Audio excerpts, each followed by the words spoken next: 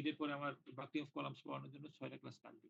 আজকের ক্লাসটা যেহেতু পড়াচ্ছি না ওইভাবে বাকলিং অফ কলামস সেজন্য একটা এক্সট্রা ক্লাস নেব। আচ্ছা, ১ম এ মিড টার্ম এক্সাম। হুম।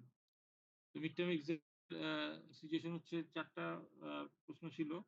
১, ২ ছিল তোমাদের সাকিব হাসান স্যারের পার্টে।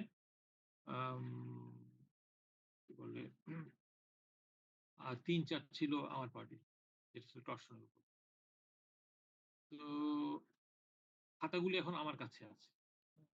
সবগুলি খাতাই আমার কাছে আছে। মানে ঈদের পরে আন্ডারস্ট্যান্ডিং হচ্ছে যে আমি ঈদের পরে নিয়ে যাব, খাতাগুলি দিব। কাজেই তখন তো উনি ১, ২ দেখবেন আরকি। তো আমি এই ব্রেকের মধ্যে ৩, ৪ দেখার কথা। হুম। হুম, জি, বলুন। ১ আর ২ আমার হচ্ছে ৩ এবং ৪।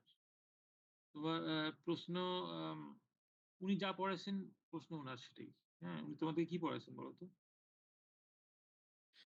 Sir axial bending stress combined stress transformation. Combination of stress ১ নম্বর আর ট্রান্সফরমেশন অফ স্ট্রেস আরেক নম্বর। জি হ্যাঁ? স্যার। আর এই স্প্রিং এর ছিল। Helical spring.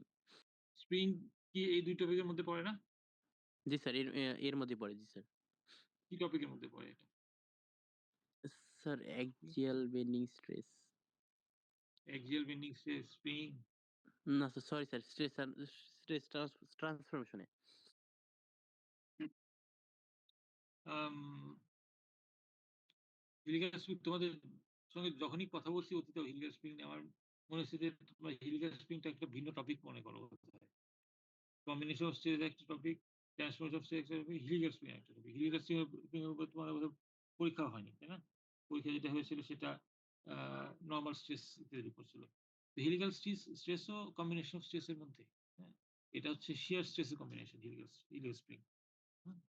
কাজেই কম্বিনেশন অফ স্ট্রেস চ্যাপ্টারের মধ্যে তোমাদের পড়ানো হয়েছে নরমাল স্ট্রেস, যেখানে অ্যাক্সিয়াল স্ট্রেস এবং বেন্ডিং স্ট্রেস আছে, বায়াক্সিয়াল বেন্ডিং আছে এবং তারপর বায়াক্সিয়াল বেন্ডিং এর সাথে অ্যাক্সিয়াল ফুটিং এর জন্য যেটা বলেছিলাম কার্ন বা একটা জিনিস ফুটিং ওভারটার্নিং সেগুলো আছে।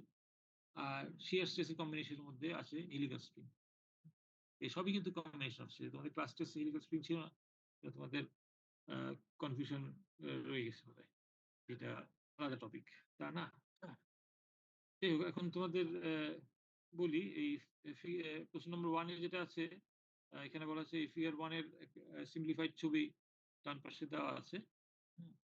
এখানে বলা হচ্ছে যে আ সেকশন বি অর্থাৎ এই বি পয়েন্টের বাম দিকে যে লেফট অফ সাপোর্ট সেখানে আমাদের বের করতে বলা আছে নরমাল স্ট্রেস এবং শিয়ার স্ট্রেস।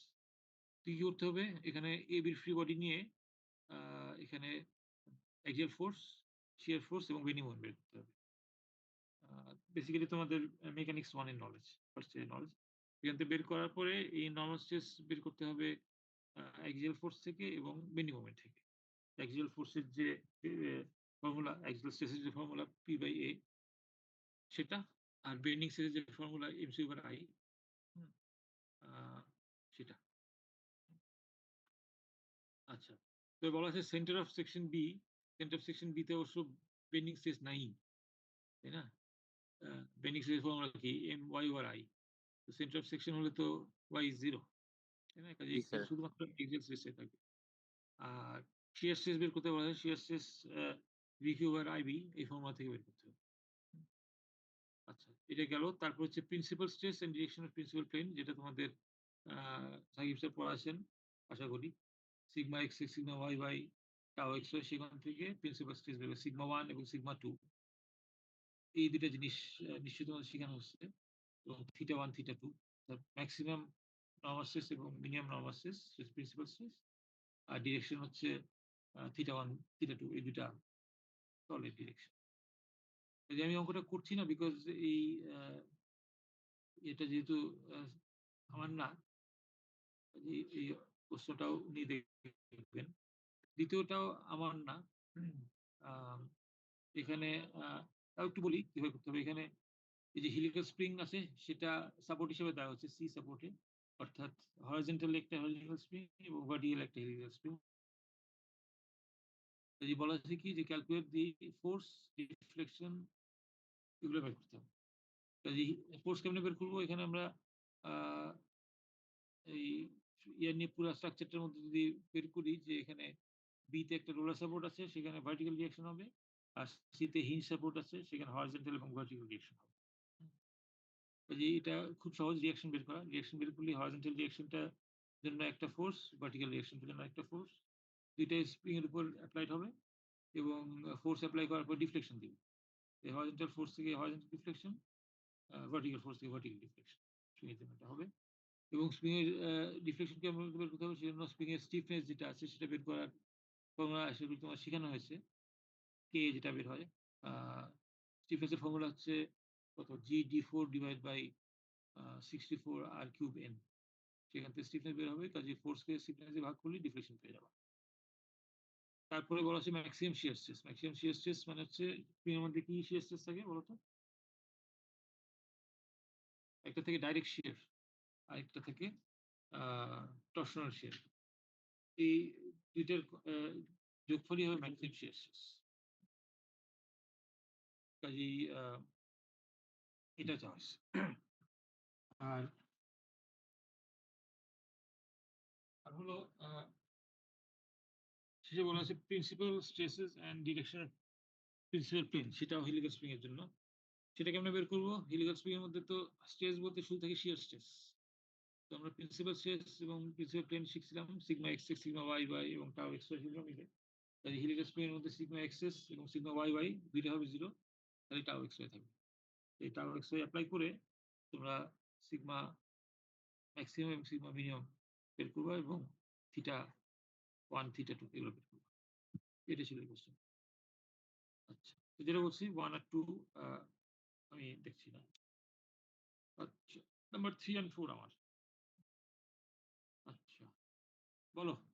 থিটা কিসের অঙ্ক? The rotation or Tau variable. axis. Term x torsion থেকে। হ্যাঁ?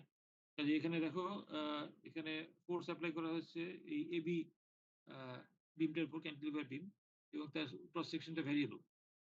ভেরিয়েবল ক্রস সেকশনের জন্য কিভাবে করতে হয় এটা তো শেখানো হয়েছিল। স্যার একটা ম্যাথ আ ছিল এক্সাম্পলের।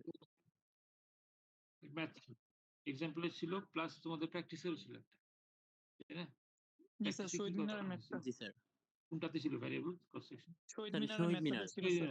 Good, very good, very good. এই সুদের অঙ্কটা ভেরিয়েবল ক্রস সেকশন। কাজেই সেটা এই অঙ্কটা ওই ধরনেরই। এখানে টরশন দেওয়া হচ্ছে এখানে T naught, F naught into E naught অর্থাৎ ফোর্স ইনটু ডিসট্যান্স। সেটা হচ্ছে কত হবে? যেটি হোক সেই টরশনটাই থাকবে এখানে পুরাটার উপর। আর কোন টরশন যেহেতু নাই পুরাটার উপর একই টরশন থাকবে। থ্রুআউট একই টরশন। এই টর্ক ডায়াগ্রামটা হবে এরকম। Constant torque. আচ্ছা। তারপরে বলা হয়েছে কি যে beam cross section varies from 1 feet by 1 inch আর 4 ফিট বাই 1 ইঞ্চি। নিচে হচ্ছে ১ ফিট বাই ১ ইঞ্চি মানে ১২ ইঞ্চি বাই ১ ইঞ্চি। আর উপরে হচ্ছে ৪ ফিট বাই ১ ইঞ্চি মানে ৪৮ ইঞ্চি বাই ১ ইঞ্চি। কাজেই আম এটা রেক্টেঙ্গুলার সেকশন। হুম? আম কাজেই মেক্সিমাম শিয়ার স্ট্রেসটা কোথায় হবে?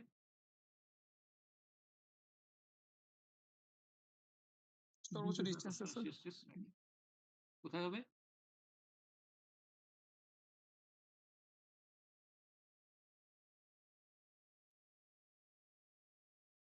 দেখো আমাদের টরশনাল মোমেন্টটা পুরাটার মধ্যেই হচ্ছে টি নট। হুম? এই রেক্টেঙ্গুলার সেকশনে আ শিয়ার স্ট্রেসের ফর্মুলা কি? রেক্টেঙ্গুলার সেকশনের জন্য tau max equal to Tau max equals to T by alpha T beta by square. Alpha beta square. Alpha. Good, very good. আচ্ছা। টি তো বের করা যাবে এই যে এই এফ নট এবং ই নট গুণ করেই। ই নট এখানে আছে, এফ নট এখানে আছে, গুণ করে দিলেই টি নট বের হবে। আচ্ছা। আর আলফা, বি, টি এগুলি লাগবে। বি কোনটা এবং টি কোনটা? এবং কোন সেকশনের জন্য বলো? বি সেকশন হবে।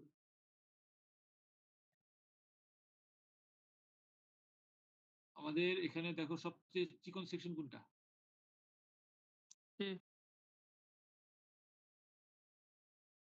হুম? সেকশন থেকে এ থেকে বি তে মোটা হয়ে গেছে আস্তে, আস্তে। এই সবচেয়ে চিকন সেকশন হচ্ছে এ। এই ম্যাক্সিমাম স্ট্রেসটা এতেই পড়বে। জি স্যার। আচ্ছা, সেই সেকশনটা কি? 12 ইঞ্চি স্যার বি হবে 12। বি হলো 12 আর টি হলো 1। 1। ফাইন। আলফা কত? স্যার আলফা স্যার এখানে 0.333 হবে। কারণ রেশিওটা স্যার 10 এর বেশি।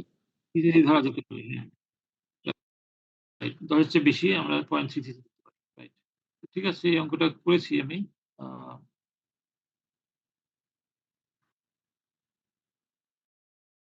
এই যে এফ নট ধরে নিচ্ছি আমার রোল নাম্বার হচ্ছে 0। এই এফ নট হচ্ছে 500, টি নট হচ্ছে 3 ফিট। টর্শনাল মোমেন্ট আসলো 1500, সেখান থেকে আমরা বের করলাম টি বাই আলফা বিটি স্কয়ার। খুব সহজ। আচ্ছা। অনেক বিশাল স্ট্রেস আসছে। এটা আসলে দেখ, এই ম্যাটেরিয়াল যেই হোক না কেন, এটা এত স্ট্রেস নিতে পারা ডিফিকাল্ট আছে। স্টিল হলে অবশ্য অন্য কথা। যাক, এটা যদি ম্যাটেরিয়াল নিয়ে কিছু বলিনি। নিতে পারলে কি পারবে না। এরপর একটা কথা হচ্ছে টর্শনাল রোটেশন। রোটেশন কেমনে বের করব?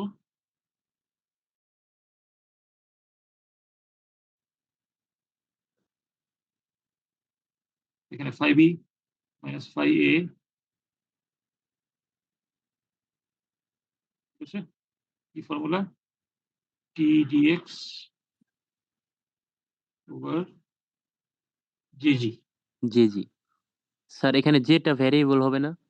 যেটা ভ্যারিয়েবল সেজন্য এর ভিতরে রাখছি, ইন্টিগ্রেশনের ভিতরে আমাদের t টা কনস্ট্যান্ট। হ্যাঁ? এই যে t পুরোটার মধ্যে একই 1500, এটা বাইরে যাবে। g টাও কনস্ট্যান্ট, এটা KSI তে আছে, এটা বাইরে যাবে। এর ভিতরে থাকবে খালি আ dx আর j।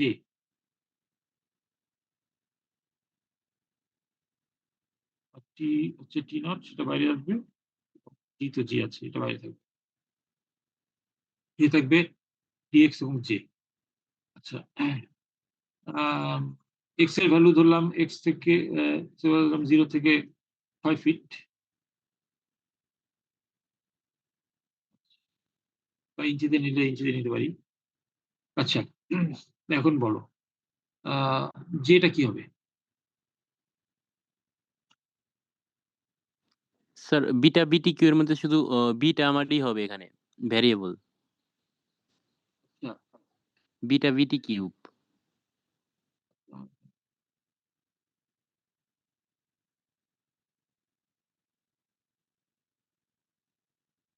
আচ্ছা। বিটা বেরিয়ে গেল আমার লেখা চলে গেল।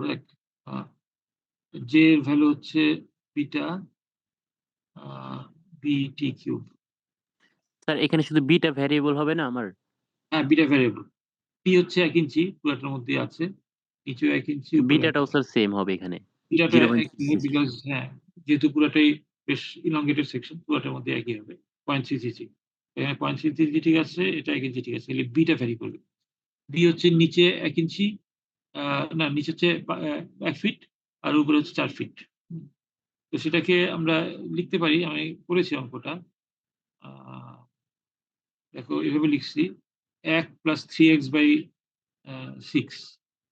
আ 1 হচ্ছে নিচে 1 আর উপরে যেতে 3 ফিট বাড়ছে আরো। এই 3x আসছে এই কারণে, এবং কত 6 ফিটের মধ্যে। 6 ফিটের মধ্যে 3 ফিট বাড়ছে, কাজেই x এ বাড়ছে কত? সেই হিসেবে 1 প্লাস 3x বাই 6 করেছি b এর ভ্যালু। এটা আবার ইঞ্চে নিয়ে গেছি 12 দিয়ে গুণ করে। সেটা এভাবে আসছে। গেল, তাহলে j এর ভ্যালুটা লিখছি বিটা হচ্ছে 0.333 একটু আ elongated section সব। b এর ভ্যালু লিখলাম 12 প্লাস 6x আর t তো 1 ইঞ্চি কনস্ট্যান্ট। সেখান থেকে এই আসছে 4 প্লাস 2x ইঞ্চ 4। তারপরে ইন্টিগ্রেশন যদি করি বিটা আ এত করলে ইন্টিগ্রেশন এত আ এই টি নটটা বাইরে আনছি 1500 ইন্টু 12 দিয়ে গুণ। জি টা বাইরে আনছি, সেটাও 1000। এটাও 1000 দিয়ে গুণ করছি বিকজ পাউন্ডে নিছি। আর ভিতরে আসছে 1 বাই 4 প্লাস 2x, এটা হলো জে এর ভ্যালু। হ্যাঁ? তো ইন্টিগ্রেশনটা করতে হবে dx divided by 4 plus 2x। এখানে x এর ভ্যালু 0 থেকে 6 পর্যন্ত। আচ্ছা। তাহলে এটা ইন্টিগ্রেশন আমি করেছি লগ দিয়ে করা যাবে আরকি। তোমাদের এ সেকশন এবং বি সেকশনে জিজ্ঞেস করছিলাম, যারা পারছে বলল যে তারা এই ইন্টিগ্রেশন এভাবে করেনি, সোজা ক্যালকুলেটরে করে ফেলছে। That's fair enough, very good. একবার যদি ক্যালকুলেটরে রেজাল্ট লিখে ফেলতে পারো আমার কোনো আপত্তি নেই। ঠিক আছে? এই যারা বলল এ সেকশন এবং বি সেকশন তারা বলল ক্যালকুলেটরে একবারে করে ফেলছে। আমি যেহেতু ক্যালকুলেটর মানে অটোমেটিক ক্যালকুলেটর আমি ইউজ করতে পারি না। হ্যাঁ? কাজে ইন্টিগ্রেশন করে তখন ক্যালকুলেশন করে বসছি এই জিনিস। কাজে ইন্টিগ্রেশন করে এটা হচ্ছে লগ, এবং লগ আপার লিমিট লোয়ার লিমিট বসায় করে বসছি। এই ক্যালকুলেটর যদি কেউ একবারে করে ফেলো, ফাইন। বুঝছো? এই হলো কাহিনী। স্যার আচ্ছা। এখানে 1 + 3x / 6 কিভাবে আসলো আরেকবার বলবেন? আমাদের এখানে উইডথ হচ্ছে 1 ফিট এতে।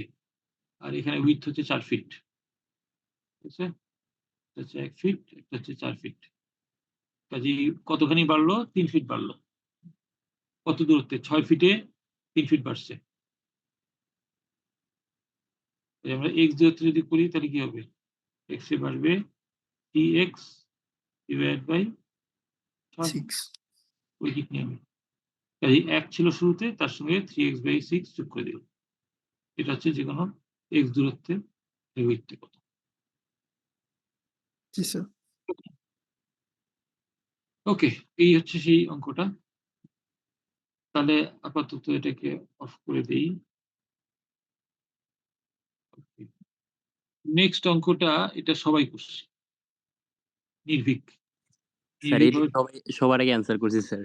এটা সবাই মোটামুটি সবাই হাতে গোনা ২-১ জন ছাড়া সবাই শুরুতেই এটা অ্যান্সার করছে। ৪ দিয়ে শুরু সবাই। যে একটা অ্যান্সার করেছে সেও ৪ করেছে। কাজেই বুঝতে পারি যে এটা তোমরা ভালোই পারো। তো আমি অতীতেও দেখছি যে এই রকম প্রশ্ন সবাই অ্যান্সার করে এবং ভালোই পারে। আচ্ছা, এখানে অবশ্য একটা ইয়ে দিছি যে any 2 এই ৩ টার মধ্যে ২ টা অ্যান্সার করতে হবে। যেকোনো ২ টা। এবং এটা একটা আ উদ্দেশ্য ছিল দেখি কোনটা করে। আ এই ৩ টার মধ্যে সবচেয়ে সহজ কোনটা? স্যার প্রথমটা আর লাস্টেরটা ১ম টা সবচেয়ে সহজ। হ্যাঁ? আর শেষেরটা। শেষেরটা এরপরে। জি স্যার। মাঝখানেরটা সবচেয়ে কঠিন। কঠিন মানে একটু স্যার ডিটেইল আছে। জি বলো? স্যার এটা তো হচ্ছে স্যার ইয়াতে ছিল স্যার, প্র্যাকটিস শিটে ছিল লাস্ট মাঝেরটা। এরকম শেপ একটা প্র্যাকটিস শিটে ছিল আমাদের। এরকম ছিল না? থাকতে জি পারে। স্যার। কি দিছিলাম প্র্যাকটিস শিটে? স্যার এডিসের ডয় ডিস এডিস এর ডটা স্যার। এডিস, হ্যাঁ, রাইট, রাইট। এর সঙ্গে অবশ্য এটা ঠিকই আছে। স্যার এখানে শুধু একটা রেক্টেঙ্গেল বেশি ভয়ের হ্যাঁ, ফোটাটা। রাইট, খুব একটা বেশি। ঠিক আছে, তো করতে গেলে এখন তোমরা যদি ইয়া খুঁজতে থাকো, চোথা খুঁজতে থাকো এরকম পাওয়া। হ্যাঁ? স্যার চোথা বাট এখানে স্যার ক আর ন এর স্যার দুইটারই সার্কেলটা স্যার সেম। একটা করলে আরেকটা হয়ে যাইতেছে। তার জন্য আর এক্সট্রা করা লাগে না। আ ক এবং ন সেটার জন্য হ্যাঁ, সার্কেলটা একই। হ্যাঁ, সেটা ঠিক। সেটা ঠিক। হ্যাঁ, এখন যদি বুদ্ধি খাটায় এটা বসাতে পারো ইহা উহা অমুক তাহলে তো আমার কোনো আপত্তি নাই। হ্যাঁ? আ কিন্তু হয় কি অনেক সময় দেখে করতে যে সময় লাগে চোথা বের করতে, হ্যাঁ? তার আগে করে ফেলা যায়। হ্যাঁ? নিজের মন থেকে। সো তো যে এত বুদ্ধি খাটালো যদি এডিস এর এ আছে একটা সেখানে সার্কেল আছে। হ্যাঁ? সেখানে আবার লাইনগুলি আছে। ড এর মধ্যে অনেক কিছু আছে। তারপর দন্ত্য স এর মধ্যে একটা বড় রেক্টেঙ্গেল আছে, আবার কিছু এই লাইন আছে। হ্যাঁ? তো এগুলা খুঁজে বের করা যায়। তাই না? দন্ত্য স এর মধ্যে একটা রেক্টেঙ্গেল আছে না? আর ভয়ের মধ্যে যে রেক্টেঙ্গেল সেটা তো ওই রেক্টেঙ্গেল, তাই না? তো এত খুঁজে যদি বের করো, এই বের করতে যে টাইমটা যাবে তাতে নিজেই করে ফেলা যায়। আচ্ছা, যাই হোক। আ নি এর মধ্যে আ কি আছে? অনেক লম্বা লাইন আছে। সেগুলা আ এই 0.333 আমার এখানে ১২ ফিট, ৮ ফিট, ১০ ফিট, ১০ ফিট এরকমই আছে। অ্যা আর একটা এই সেমি সার্কুলার আর্ক আছে। সেখান থেকে এই লাইনটা করেছি। আম কাজেই এখানে 0.3 দিয়ে d কিউব করলাম। আর তার সঙ্গে যোগ হবে হচ্ছে সার্কেল হচ্ছে π/32 d⁴ সেখান থেকে সার্কেলটা হয়ে গেল 1.571।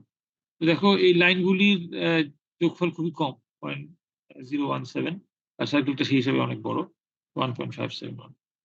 তারপরে যদি ভিতে আসি, ভি এর মধ্যে অনেকগুলো লাইন আছে এই 0.33 দিয়ে যেগুলো কভার হয়ে গেল। তারপর 0.141 টা হচ্ছে এই square shape 2 feet by 2 feet এটা। আর হচ্ছে তারপরে আসছে মাঝখানেরটা, যেটা একটা রেক্ট্যাঙ্গল আছে এবং একটা ট্রায়াঙ্গেল আছে। এই রেক্ট্যাঙ্গল 4/5 আর ট্রায়াঙ্গেল হচ্ছে 8/5। সেটা করে ফেলা যাবে। করে 4a² by summation of s/t এটা করলাম। লেংথ হচ্ছে 4 ফিট 4 ফিট 2 বার করে আবার আ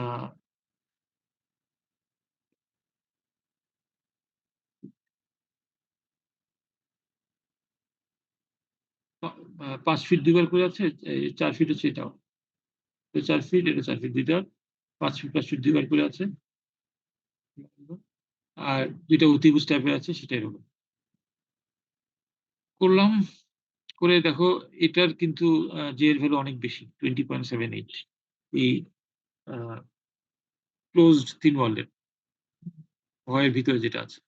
আর যে রেক্ট্যাঙ্গেলটা সেটা হচ্ছে 2.25 এটা বড়ই কিন্তু লাইনগুলো একেবারে ছোট 0.0093 কাজেই এই হলো ক্লোজড হলো থিন ওয়াল যদি করি তাহলে কিন্তু অলমোস্ট পুরাটাই হয়ে যায় একবারে। এটাই অনেক বড় কন্ট্রিবিউশন করে যেতে। তারপর সেটা ক এর মধ্যে একটা ট্রায়াঙ্গেল আছে বড়সড়। এদিকে লাইন আছে কতগুলি লাইন এরকম, যেটার কন্ট্রিবিউশন খুব বেশি না 0.0057 আর সার্কেল আছে 1.571 এটা এখান থেকেও আসতে পারে যেটা বলছো। আর ভিতরে আছে ট্রায়াঙ্গেল হচ্ছে 10/5 10 5 5 10 হয়ে গেল। করা যাবে। এই আশা করি এটা ভালোই পারছো। ওকে, সবাই করেছো এবং আশা করি এটা ভালোই হয়েছে। তো এটা বললাম তো এরকম প্রশ্ন আমি দিই সবসময়। আমি ক্লাসেও বলেছি যে তোমার ৩ ধরনের পরীক্ষা, একটা হচ্ছে ক্লাস টেস্ট, একটা হচ্ছে মিড টার্ম, একটা হচ্ছে ফাইনাল। একবার এই ধরনের আসবেই। তো কাজেই তোমাদের মিড টার্মে এসে গেল। ফাইনালে আসবে না সেটা বলছি না। হ্যাঁ? আমি বলছি একবার আসবেই। তো সেই ইয়েটা হলো একবার আসলোই। তারপর দেখা যাক ফাইনালে কি হয়। যদি আ ফাইনাল কথা পরে দেরি আছে এখন। আচ্ছা গেল তাহলে তোমাদের প্রশ্ন নিয়ে। আর যেটা বলছিলাম যে তোমাদের খাতাগুলি আমার কাছে আছে এখন। তো আমি অন্য একটা কাজ নিয়ে ব্যস্ত আছি ইউনিভার্সিটি জন্য তোমাদের খাতা এভাবে দেখা শুরু করিনি। আমি স্কিম থ্রু তোমাদের কে কয়টা অ্যান্সার করেছো এটা একটু দেখেছি। কিন্তু ভিতরে ঢুকে এখনো খাতা যেভাবে দেখতে হয় সেভাবে দেখা শুরু করিনি। তো আমি দেখে তারপরে যেদিন খুলবে ইনশাআল্লাহ সেদিন খাতা নিয়ে যেয়ে তোমাদের সাকিব স্যারকে দিব। তখন তুমি উনার অংশটা করবেন। আমি ৩-৪ দেখে উনাকে দিব তখন উনি ১-২ দেখবেন। দেখে তারপর তোমাদেরকে সেটা ফেলতে হবে। আমাদেরকে একটা ডেট দেওয়া হচ্ছে এপ্রিল ১০। ১০ এর মধ্যে আ রেজাল্ট দিতে হবে। দেখা যাক এটা আসলে দেখ আমাদের ক্যালেন্ডারের মধ্যেও আছে। দেখা যাক কতটুকু করতে পারবে। মানে একদম ফাইনাল পরীক্ষায় যেরকম ভাবে ফরমালি রেজাল্ট বের হয় একেবারে আমরা আ ইয়ে দিয়ে আ UCAM এ ঢুকায়ে দেই এটা তো এরকম না। যে একটা কম্পিউটারে ঢোকাতে হবে রেজাল্ট। সেখান থেকে রেজাল্ট বের হবে এরকম তো না। বাট ইউনিভার্সিটির ইয়ে হচ্ছে ১০ তারিখের মধ্যে আমরা যেন রেজাল্ট জানাই দিই ছাত্রদেরকে। দেখা যাক ইনশাআল্লাহ চেষ্টা করব। এখন এনিওয়ে তো যা বলছিলাম যে তোমাদের এই মিড টার্ম নিয়ে আলাপ করারই আজকে অন্যতম একটা উদ্দেশ্য ছিল। আর একটা হচ্ছে একটা জিনিস মোমেন্ট কার্ভেচার রিলেশনশিপ এই জিনিসটা ডিরাইভেশন তোমাদেরকে করা। এই জিনিসটা কি সেটা তোমাদেরকে দেখানো। এটা দেখানোর জরুরি এই কারণে তোমাদের যে ২ টা টপিক আ পড়ানো হবে মিডের পরে এই কোর্সে একটা হচ্ছে ডিফ্লেকশন অফ বিমস যেটা আপনাদের সাকিব স্যার পড়াবেন, আর একটা হচ্ছে বাকলিং অফ কলামস, যেটা আমি পড়াবো। এই দুটাতেই এই মোমেন্ট কাভারেজ রিলেশনশিপটা লাগে। কাজেই এই জিনিসটা না জানলে না ডিফ্লেকশন করতে পারবো, না বাকলিং করতে পারবো। কাজেই আ আসলে টিপিক্যালি হয় কি, আমরা যখন একজন এই কোর্সে নেয় অতীতে, তখন হয় কি এই মোমেন্ট কাভারেজ রিলেশনশিপ শুরু করা হয় মিডের পরে। তারপরে ডিফ্লেকশন করানো হয়। ডিফ্লেকশন শেষ করার পরে বাকলিং করা হয়। তো কাজেই বাকলিং এর আগে মোমেন্ট কাভারেজ রিলেশনশিপ অলরেডি পড়ানো হয়ে গেছে। তো এবার যেটা হচ্ছে যে তোমাদের ডিফ্লেকশন এবং বাকলিং আমরা যেহেতু প্যারালালি আগাচ্ছি, সেজন্য আ এটা এখনো তোমাদের করানো হয়নি। তো যাই হোক, এটা তোমাদের ২ টপিকেই কাজে লাগবে। আচ্ছা, বলো মোমেন্ট কি জিনিস জানো তো এটা? বেন্ডিং মোমেন্ট হচ্ছে মোমেন্ট। সেটার সাথে আমাদের কার্ভেচার এর সম্পর্ক করতে চাই। কার্ভেচার কি জিনিস? স্যার বক্ররেখা। কার্ভেচার হচ্ছে বক্রতা। বাংলায় বলতে গেলে কার্ভেচার ইস বক্রতা। হুম? আ এখন ধরো আ এই বক্রতাটা কোথায় লাগে যখন তোমরা যখন তোমরা ডিফ্লেকশন করবা, এই ধরো আমার এই ছবিগুলি বেঁকা হচ্ছে, মনে হয় আমি কার্ভ করছি। আসলে আমি স্ট্রেইট আঁকতে চাচ্ছি। কিন্তু বেঁকা হয়ে যাচ্ছে। বোর্ডে লিখতে গেলে আরেকটু বেটার আঁকি। এখানে এই মাউস দিয়ে আঁকছি তো অত ভালো হচ্ছে না। যাই হোক। তো এই যে স্ট্রেইট বিমটা, এই বিমটা লোড যদি দিই মাঝখানে, এটা বেঁকে যাবে। এই যে বেঁকে গেল, এই বেঁকার মাধ্যমে কিন্তু তার ডিফ্লেকশন। এই যে ডিফ্লেকশন। কাজেই তোমাদের ডিফ্লেকশন অফ বিম যে পড়ানো হবে, এই সমস্ত ডিফ্লেকশন কত হলো সেটা বের করা হবে। এবং সেই ডিফ্লেকশন বের করতে হলে তোমার এই কার্ভেচার বা বক্রতা এটা সম্বন্ধে জানতে হবে। এরকম বিম আছে, ক্যান্টিলিভার বিম যদি বলি, ধরো ইউনিফর্মলি ডিস্ট্রিবিউটেড লোড দিলাম। সেখান থেকেও এটা বেঁকে যাবে এবং বেঁকে যেয়েই ডিফ্লেকশন হবে। তোমাদের আরো আ কঠিন, কঠিন বিম করানো হবে। ধরো এরকম আছে,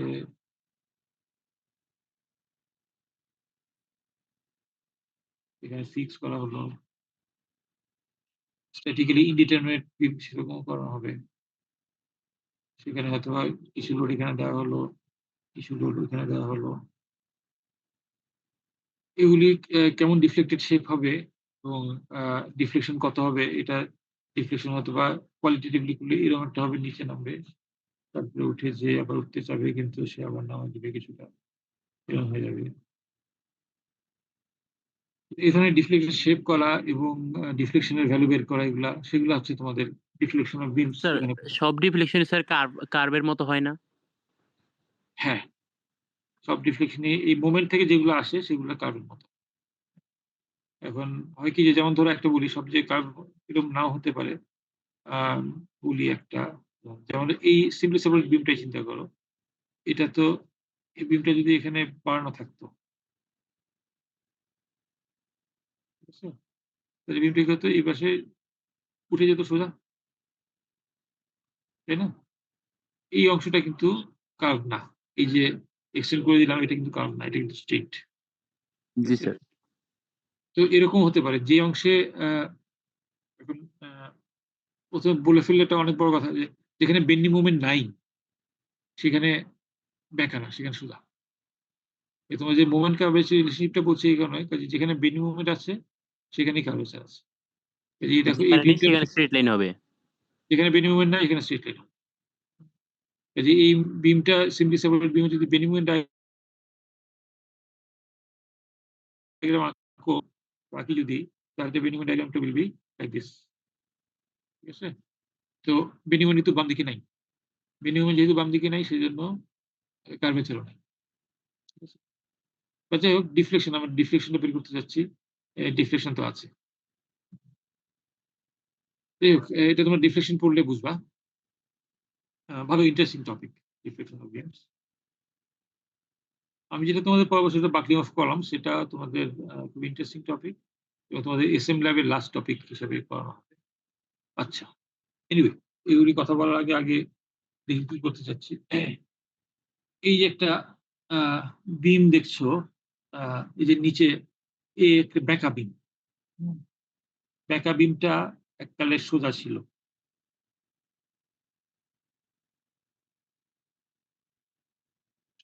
আচ্ছা, বিমটা এরকম ছিল।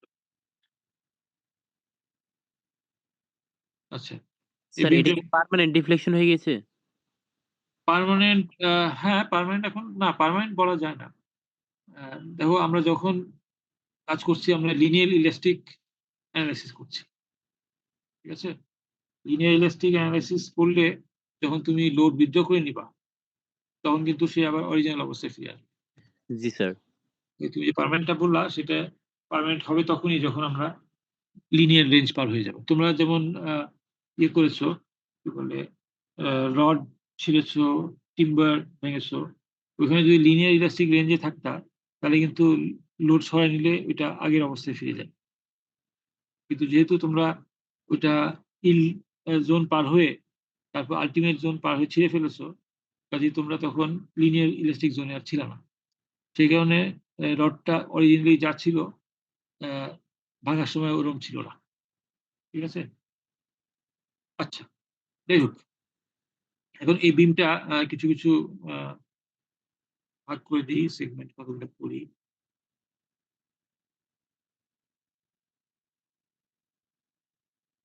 দুটো ভাগে ভাগ করে দিলাম। তার মধ্যে একটা ভাগ নাম দিচ্ছি ABCD।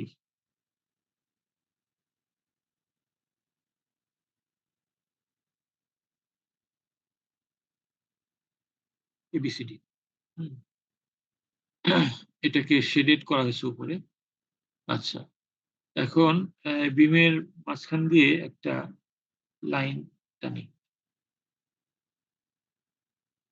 লাইন আছে, হাফ লাইন, হাফ ডট এরকম টাইপের। বিমের মাঝামাঝি দিয়ে টানছি। এই লাইনটাকে কি বলে? সেন্ট্রয়েডাল অ্যাক্সিস। সেন্ট্রোইডাল অ্যাক্সিস অথবা নিউট্রাল অ্যাক্সিস বলে। তো তোমাদের উপরের ছবিতে এটা, এই লাইনটার নাম দেওয়া আছে N প্রাইম।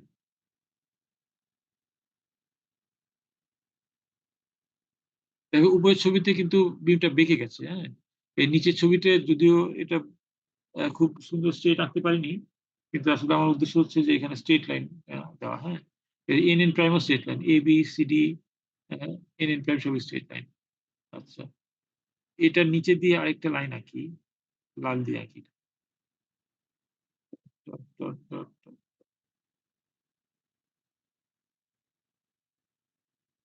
আচ্ছা, আচ্ছা। এই লাল লাইনটার আমি নাম দিচ্ছি, কি নাম দিচ্ছি বলো তো? P P prime. PP prime. Good.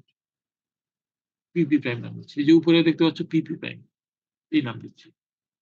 আচ্ছা, এখন আমরা দেখতে চাচ্ছি এই বিমটা তো, এগুলো সবই কিন্তু এখন স্ট্রেট অবস্থায় আছে। তো বিমটার মধ্যে যখন আমরা বেন্ডিং এপ্লাই করি দুই পাশে, দেখো এখানে M এবং M দুইটা বেন্ডিং এপ্লাই করেছি। এটা আমরা একটা বেন্ডিং এপ্লাই করেছি। এটাকে বলা হয় পজিটিভ বেন্ডিং। জি পজিটিভ স্যার। বেন্ডিং মানে কি? উপরে কম্প্রেশন, নিচে টেনশন। টেনশন। এই পজিটিভ বেন্ডিং মোমেন্ট দিয়েছি। দেওয়ার পরে এই সোজা বিমটা, এই নীল সোজা বিমটা বেঁকে উপরের কালো বিমটার মতো হয়ে গেছে। কার্ভ হয়ে গেছে।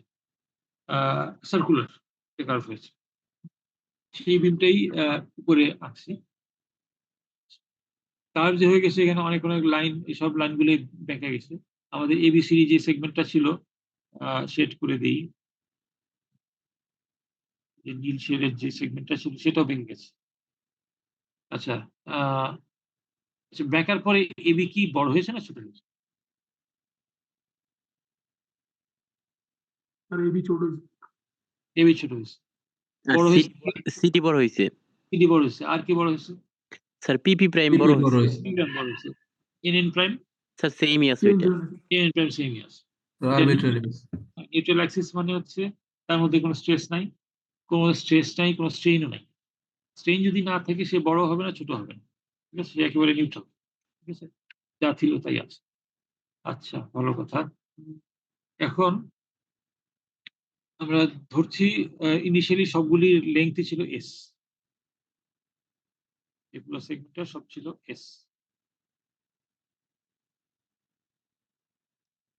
আচ্ছা, সবগুলি s, ab, cd, nn prime, সবই s ছিল। এটা যখন বেন্ডিং দেওয়া হয়েছে কেউ ছোট হয়েছে, কেউ বড় হয়েছে। আমরা ধরছি এই পিপি প্রাইম, এই লাল যেটা আছে সেটাকে আমরা রেফারেন্স একটা লাইন হিসেবে ধরছি। পিপি প্রাইমটা বড় হয়ে গেছে s প্লাস ডেল ইউ। আচ্ছা, s না, আমরা ডেল s নাম দিই। Del s, s del s। Del বলছি এই কারণে যে খুবই ছোট। এটা যথেষ্ট ছোট। ডেল লেখাটা ভালো হয়, ডেল s।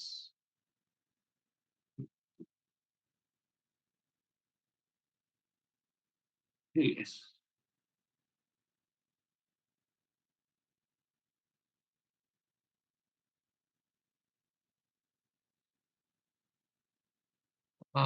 খুব ছোট করে আঁকতে পারিনি, কিন্তু ধরে নাও ছোট এগুলো। অরিজিনালি এগুলো লেন্থ ছিল ডেল এস। পেন্ডিং দেওয়ার পরে এটা বেড়ে হয়ে গেছে del S plus del U. এই পিভি প্রাইমটা বেড়ে হয়ে গেছে। এখন আমরা এই যে কার্ভটা তৈরি হলো, সেটার সেন্টার হচ্ছে ও, আর রেডিয়াস হচ্ছে আর। রেডিয়াস বলতে কি বোঝাচ্ছি? এই যে সেন্টার অফ কার্ভেচার যেটা, সেখান থেকে কার দূরত্ব, এই নিউট্রাল অ্যাক্সিসের দূরত্ব। যে নিউট্রাল অ্যাক্সিস পর্যন্ত দূরত্ব ও থেকে যেটা, সেটাকে বলছি রেডিয়াস অফ কার্ভেচার, আর। আচ্ছা, এবং এই যে আমাদের যে এই এবিসিডি যে সেগমেন্টটা, সেটা বৃত্তের কেন্দ্রে একটা অ্যাঙ্গেল তৈরি করেছে। সেই অ্যাঙ্গেলটার নাম দিচ্ছি আমরা ডেল থিটা। আচ্ছা, এখন বলো দেখি রেডিয়াস এবং অ্যাঙ্গেল এবং আর্ক লেংথ, তাদের মধ্যে কোনো সম্পর্ক আনা যায় নাকি? s equal to r theta মানে হ্যাঁ, আর্ক লেংথ হবে কি রেডিয়াস ইন্টু আর থিটা, তাই না? জি স্যার। গুড, ঠিক আছে। রেডিয়াসকে অ্যাঙ্গেল দিয়ে গুণ করলেই আমাদের বৃত্তচাপ পাওয়া যায়, যেটা হচ্ছে del S equal to R into del theta. Fine. আচ্ছা, এখন এই যে পিপি প্রাইম, সেটা তো একটু বেড়ে গেছে। সেটা কিন্তু আর দূরত্বে নাই। সে কত দূরত্বে আছে? আর মাইনাস ওয়াই দূরত্বে, তাই না? এই যে আর তো ছিলই, তার সঙ্গে মাইনাস ওয়াই যোগ করে এই দূরত্বে আছে এই পিভি প্রাইমটা। কাজে এখানে কিন্তু আমরা যদি বলি del S plus del U, যে লেংথটা হয়েছে পিভি প্রাইমের, সেটাকে আমরা যদি ওই ইকুয়েশনে লিখি, কি লিখতে পারি? R minus Y del theta. আর minus Y into del theta. Thank you. Del theta.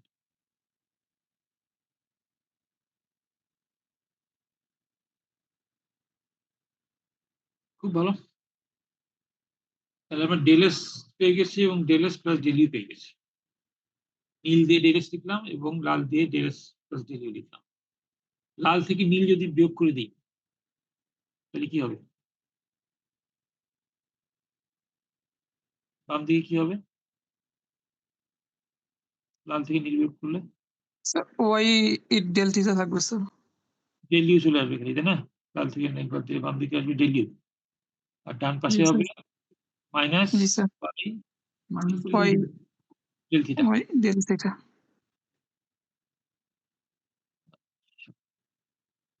Fine.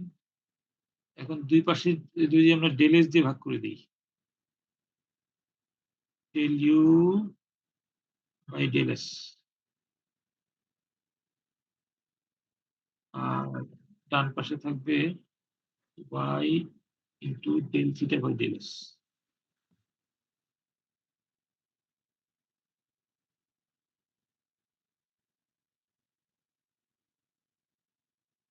ঠিক আছে? কিছু না, জাস্ট ডেল এস দিয়ে দুই পাশে ভাগ করে দিই।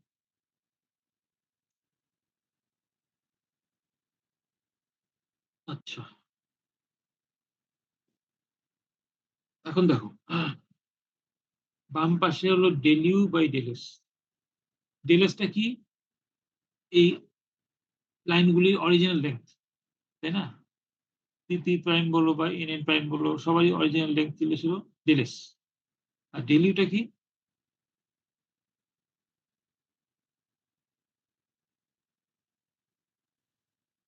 ডেল ইউটা যে অংশ স্যার বৃদ্ধি পায়।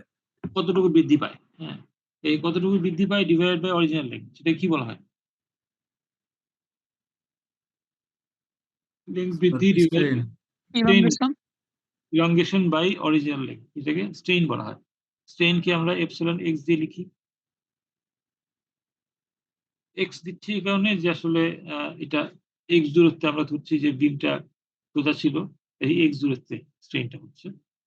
আচ্ছা, তারপরে মাইনাস ওয়াই লিখলাম যথারীতি। তারপর del theta by del S. Del theta by del S যেটা, সেটাকেই কার্ভেচার বলা হয়। যেটা লিখতে সেটা হচ্ছে কাপ্পা, ল্যাটিন ওয়ার্ড একটা কাপ্পা। আলফা বিটা গামা যেরকম আছে সেরকম কাপ্পা। এই কাপ্পা দিয়ে কে বোঝানো হয় আসলে ইংলিশে? ইংলিশে কে যেটা, কার্ভেচার।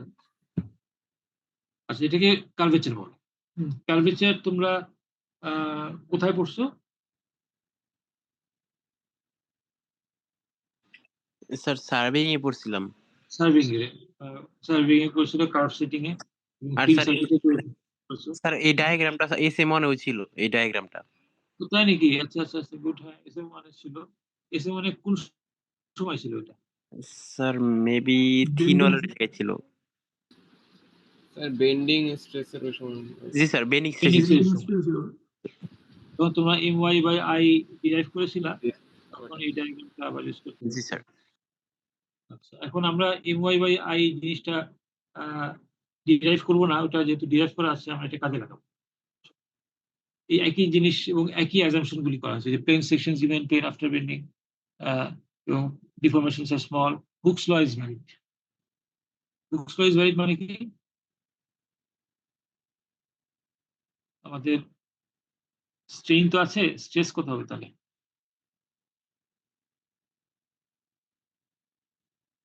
হুকস ল যদি ভ্যালিড হয় তাহলে স্ট্রেস কত হবে বলো? Sir epsilon by epsilon e দিয়ে গুণ করে দিব, জি sir e epsilon. E into epsilon.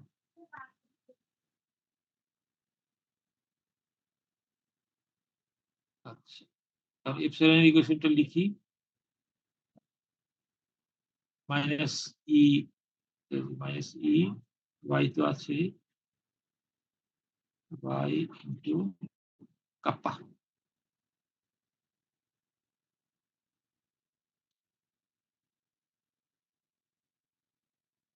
ঠিক আছে?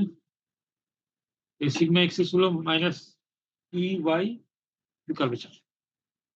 এটা একটা ইকুয়েশন পেলাম। আচ্ছা, তারপর যেটা বলছিল এসএম ওয়ানে করেছিল, এসএম ওয়ানে করে সিগমা এক্সেস কি পেছিল?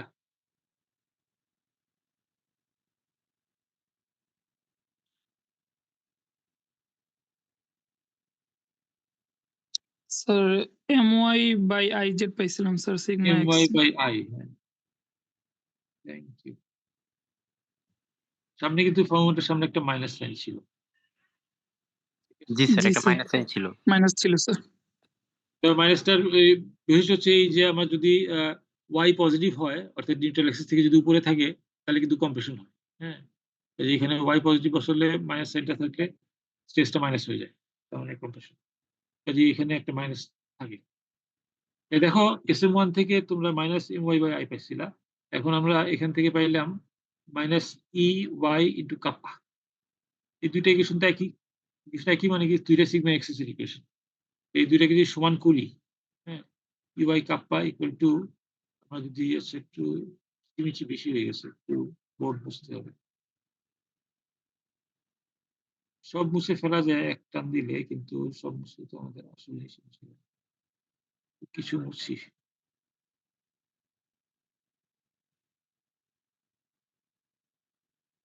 এই সবগুলি কিন্তু তোমাদের এই নোটের মধ্যে লেখা আছে, বুঝছো? তারপরে আমি যেটা করছি, যাতে করে তোমরা প্রসেসটা সঙ্গে পরিচিত হও। আমি এখানে সব আ উড়াই দিলেই কিন্তু পুরা ডিরাইভেশন চলে আসবে। ঠিক আছে? এই চোথা দেখে সব করতে চাচ্ছি না। ডিরাইভেশনটা তোমাদের সামনে করতে চাচ্ছি। অজয়, উম তাহলে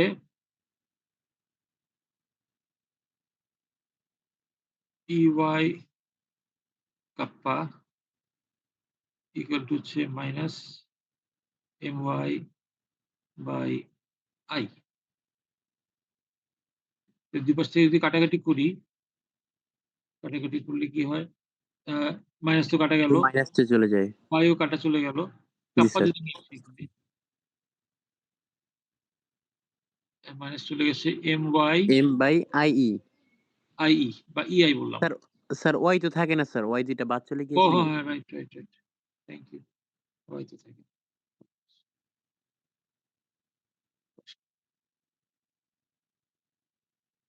M/EI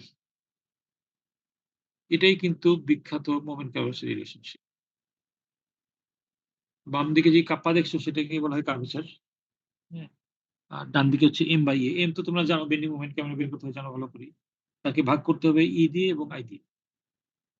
কাজেই বেন্ডিং মোমেন্টকে যদি EI দিয়ে ভাগ করে দাও, সেটাতেই তাহলে কার্ভেচার। কার্ভেচার পাবো।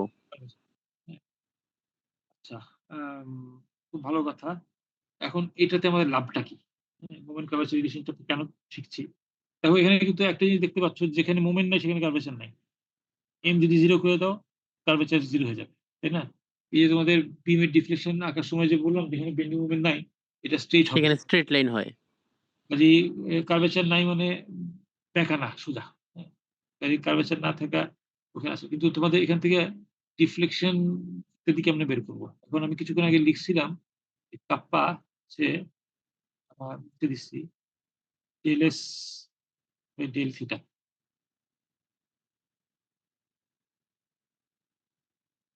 বা এটাকে আমরা আ ডি থিটা বাই ডিএস লিখতে পারি।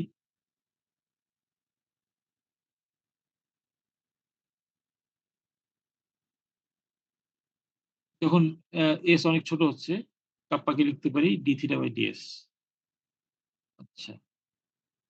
এখন এটাকে অ্যাপ্রক্সিমেটলি আমরা লিখতে পারি d theta by dx.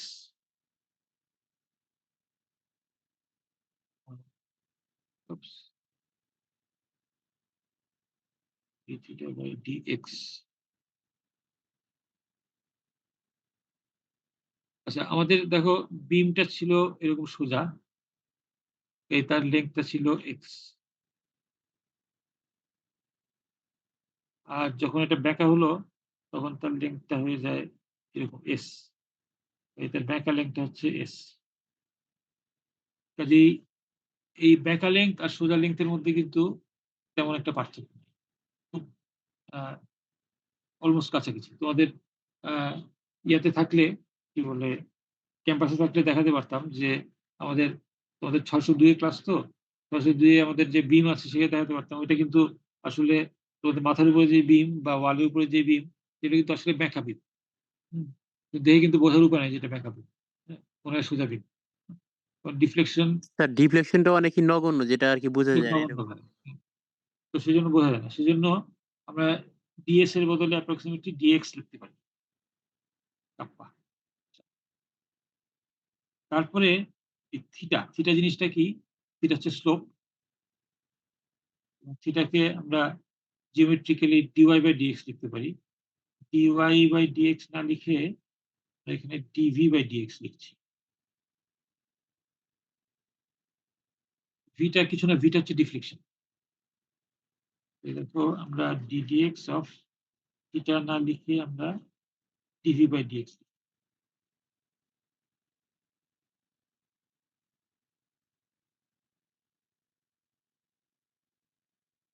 D dx of dv by dx. এটা খুবই খারাপ, কিন্তু না বুঝে গেলে বলো।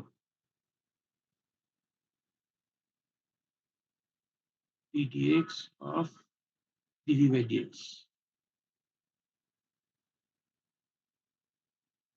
এটা কি হবে? দুবার ডিফারেন্সিয়েট করছি v কে, এটাকে লিখতে পারি কি? d square v by dx square. Square v by dx। dx square. তো এই রিলেশনশিপটা আমরা ইউজ করব। তোমরা যখন ডিফ্লেকশন করবা তখন ইউজ করবা, আমি যখন বাকলিং পড়াবো তখন ইউজ করা হবে। এই d square v dx square equal to m by a লিখব। কাপ্পার বদলে আমরা দেব কি d square v by dx square.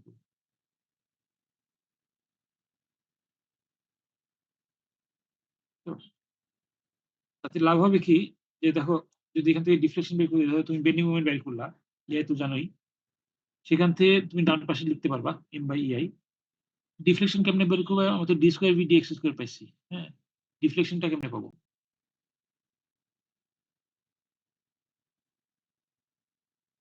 d square v dx square যদি পাই, সেখান থেকে ডিফ্লেকশন কেমনে পাওয়া যাবে?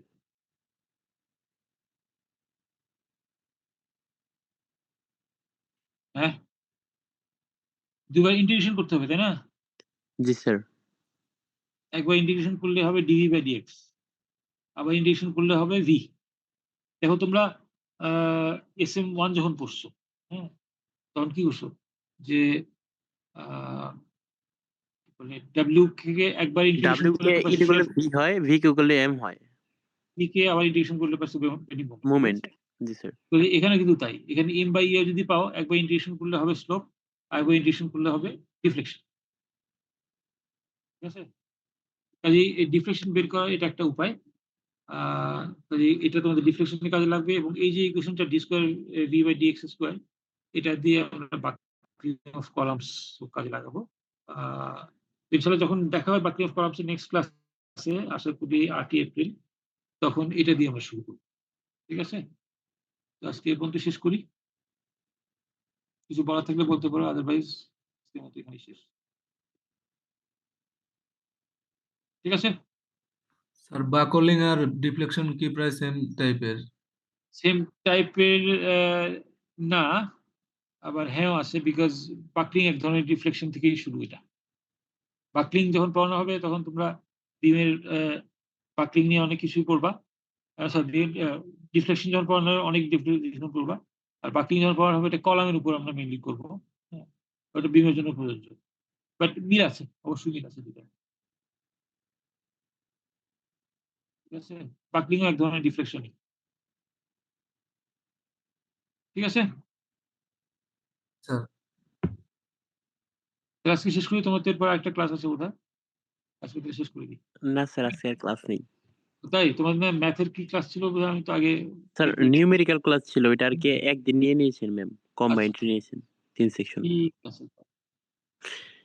স্যার নিউমেরিক্যাল আর অ্যানালাইসিস। হ্যাঁ, ঠিক আছে। তাহলে তোমাদের কোনো প্রশ্ন থাকলে করতে পারো, এরপর যদি কোনো ক্লাস না থাকে। Any other anything you want to discuss? না থাকলে নাই। না স্যার নেই। আচ্ছা, ঠিক আছে। Okay, thank you. তাহলে ভালো থাকো। আমি তোমাদের বলো ঈদ মোবারক sir. Thank you very much. Eid মোবারক স্যার। ঈদ মোবারক স্যার। ঈদ মোবারক স্যার। ঈদ মোবারক।